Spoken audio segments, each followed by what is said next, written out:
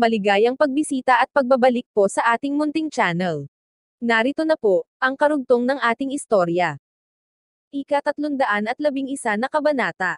Ang pagbabalik ni Melissa. Ano ang nasa isip mo? Tanong ni Melissa, habang dinala siya ni Chris sa mamahaling hotel. Siyempre alam niya ang eksaktong gusto ni Chris. Paanong hindi niya ito malalaman? Alam mo ang ating gagawin, wika ni Chris nang umismis. Pagkatapos noon tinanggal niya ang kanyang coat, at pinangunahan si Melissa sa kama ng kwarto, bago ito sinunggaban. Ilang sandali ang mga damit ay nagkalat sa kwarto, at ang bedsheets ay nalukot. Si Melissa ay nakahilig kay Chris na ang buhok ay nasa dibdib. Talagang pinagod mo ako, bahagyang wika ni Melissa. Mayroon prepaid card sa lamesa ng lampshade, wika ni Chris. May laman itong $200,000. Kuhain mo at ibili mo ang iyong sarili ng mga magagandang gusto mo. Napasigaw si Melissa, maraming salamat Chris. Ikaw talaga ay napakayaman. Aabutin siya ng taon, upang kitain ang ganoong kalaking pera sa kanyang sweldo. Gusto kita, kaysa sa ibang mga babaeng nakasama ko, sagot ni Chris. At sasabihin ko sa iyo ang totoo, gusto kitang pakasalan. Pero natatakot ako na hindi ko kaya. Hindi dahil sa mga bagay na nangyari ngayon. Bakit anong problema? Tanong ni Melissa. May maitutulong ba ako sa iyo? Kung malulutas niya ang problema nito, ay hindi magtatagal, pwede na silang magpakasal. Ilang araw ang nakalipas, si Alex ay nagdulot ng malaking kawalan ng pera sa aming pamilya, wika ni Chris habang nakatingin kay Melissa. Ang aking papa ay namumuhi, at ang aming buong pamilya ay nagagalit. Kung hindi kami makakapaghiganti. Lahat ng miyembro ng pamilya ay wala sa mood, kapag dumating ang kasal, at ang aking mga magulang ay hindi papayag sa ating kasal. Nakaabala siya ng malaking pera sa inyong pamilya, tanong ni Melissa sa pagkabigla. Ano ang nangyari? Hindi mo na dapat pa itong malaman, wika ni Chris.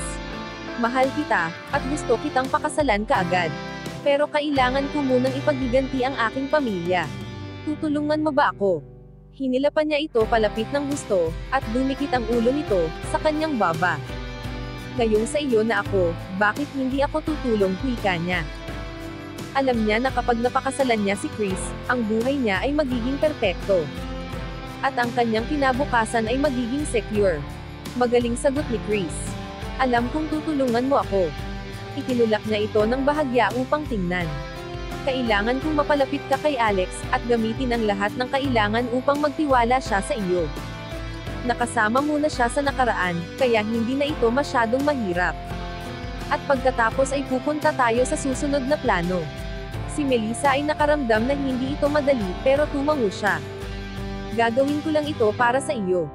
So pagkatapos mong makapaghiganti, hindi mo ako pwedeng iwanan. Siyempre hindi darling, wika ni Chris, habang hinahagod ang buhok. Nakapagpahinga ka na ba ng mabuti, wika ni Melissa, at pinagulong muli siya ni Chris. Nang sumunod na araw, maagang bumangon si Alex, at tumakbo, na kadalasan niyang ginagawa. At nag-almusal. Pagkatapos ay tumayo sa pintuan, at pinanood si Debbie na pumasok sa kanyang klase, kasama si Celeste at si Lynn. Ang pagiging security guard ay boring, pero ang karamihan ay nagampanan ni Alex. Kinuha niya ang oportunidad upang magtrabaho sa kanyang pasensya. Habang nakatayo siya bilang gwardya. Binibigkas niya ang mga natutuhan niya mula kay Sora, na parang isang gawain ng meditation. Ginagawa niya ito araw-araw, pinapalakas ang kanyang isip at inuunawa ang kanyang mga abilidad. May malaking bilang ng mga tao. Inayos ni Chris ang lahat upang makapasok si Melissa sa university, upang tulungan itong mapalapit kay Alex. Nakadamit ito na parang isang kolehiyalo. At nagtanong kung saan ang dormitory residence. Tumingin si Alex dito, at nabigla nang makilala si Melissa. Ito ang may pakana sa pagkahulog ni Debbie sa kamay ni Lurok. Si Alex ay nagalit pero siya rin ay nagtataka. Ano ang ginagawa ni Melissa dito? Naalala niya ang gabing nakasama niya ito sa kwarto. At nang nawala na si Debbie, ito ay dumating sa Azalea Guest House na may dalang medical report, at sinasabing siya ay buntis. Lumala ang hindi magandang pakiramdam ni Alex. Alex, tawag ni Melissa, tumakbo palapit. Nandito ka rin. Umalis ka, dinakma ito ni Alex, wala akong pakialam sa iyo. Lumayo ka sa akin. Ako ito si Melissa, wika nito. Hindi mo na ba ako naaalala, noong tayo ay magkasama sa New York, at tumigil ka sigaw ni Alex, at itinulak ito palayo. Gumamit siya ng kaunting puwersa, na dahilan ng pagtalsik nito sa lupa. Okay ka lang, tanong ng isang lalaking estudyante, habang tinutulungan itong tumayo. Napansin nito na ang kanyang damit ay napunit, at ang kamay nito ay dumudugo, mula sa mga gasgas. Sumugod ang lalaki kay Alex. Ano sa palagay mo ang iyong ginagawa, reklamo nito. Hindi ganito ang pagtrato sa babae.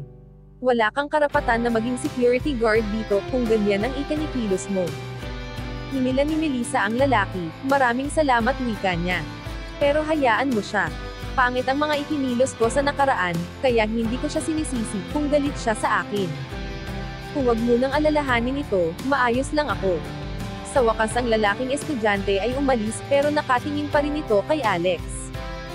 Si Melissa ay lumakad ng ika-ika palapit kay Alex. Humihingi ako ng tawad sa lahat ng gulong idinulot ko, sa inyong dalawa ni Debbie, wika nito. Nalaman ko ang aking mga ginawa, at hindi na ito mauulit. Umaasa ako na bibigyan mo ako ng pagkakataon na maayos ang aking mga kamalian na nagawa. Si Alex ay nanatiling tahimik. Hindi niya mapapatawad si Melissa sa pananakit kay Debbie. Muntik na itong mamatay. Mag-aaral ako dito, wika niya. Hindi ako nagsasabi na patawarin mo ako, pero pakiusap bigyan mo ako ng pagkakataon. Pagkatapos ay dinampot ni Melissa ang kanyang mga gamit, at naglakad papasok sa dormitory. Pinanood ito ni Alex habang umaalis.